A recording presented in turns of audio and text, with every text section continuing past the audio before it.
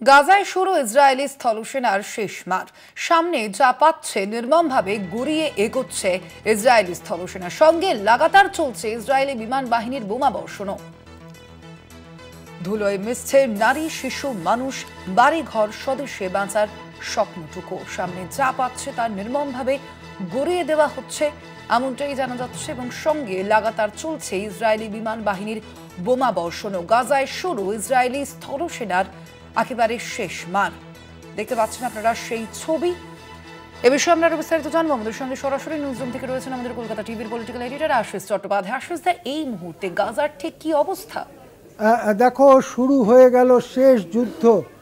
এই যুদ্ধটার জন্যই অপেক্ষা ছিল ইসরায়েলের।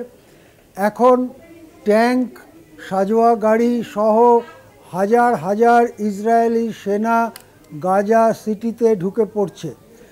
সেখানে ট্যাঙ্ক এবং সাজোয়া গাড়ি সামনে যা পাচ্ছে গুড়িয়ে ঢুকছে। বাড়ি ঘর, হাসপাতাল, স্কুল যা পারছে বোমা মেরে ধ্বংস করে, ট্যাঙ্ক দিয়ে গুড়িয়ে, জেসিবি দিয়ে ময়লা সরিয়ে, জেসিবি দিয়ে আবর্জনা সরিয়ে সেখানে হাজার হাজার ইসরায়েলি সেনা ঢুকছে। এখন হয়তো একদিন বা দুদিন বা 3 দিনের অপেক্ষা, গাজা সিটিকে সম্পূর্ণ মাটিতে মিশিয়ে দেওয়া হচ্ছে। গাজা শহর, যে শহরের হাজার হাজার বছরের ইতিহাস রয়েছে, সেই ইতিহাসের ওপরে মাথা তুলেছিল আধুনিক গাজা সিটি।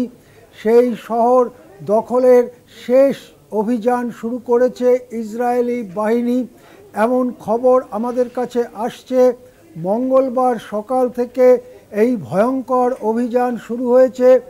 ইসরায়েলের এই সাজোয়া গাড়ি, ট্যাঙ্ক, মেশিন গান এবং মর্টারের গোলার সামনে বাধা দেবার কেউ নেই।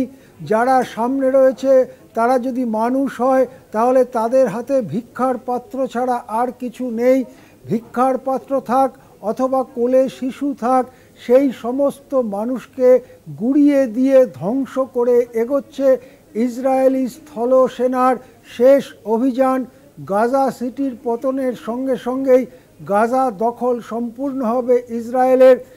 আমেরিকার মদতপুষ্ট এই ভয়ঙ্কর অভিযান শেষ হতে হবে একটি জাতির সম্পূর্ণ নিশ্চিহ্ন হয়ে যাওয়ার মধ্য দিয়ে।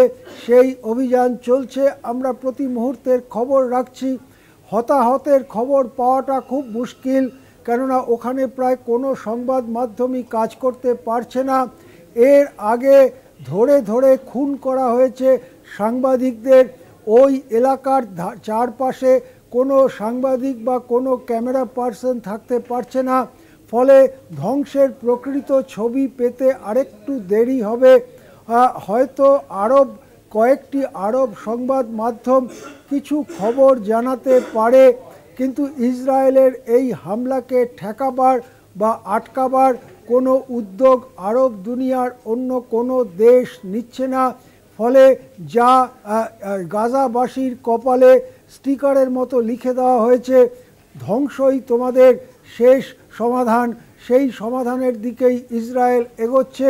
প্রতি মুহূর্তে ধ্বংস হয়ে যাচ্ছে গাজা শহর, প্রতি মুহূর্তে মরছে অসহায় নর নারী, শিশু, বৃদ্ধ বৃদ্ধা, এবং সেই খবর প্রতি মুহূর্তে আমাদের কাছে ভেসে আসছে।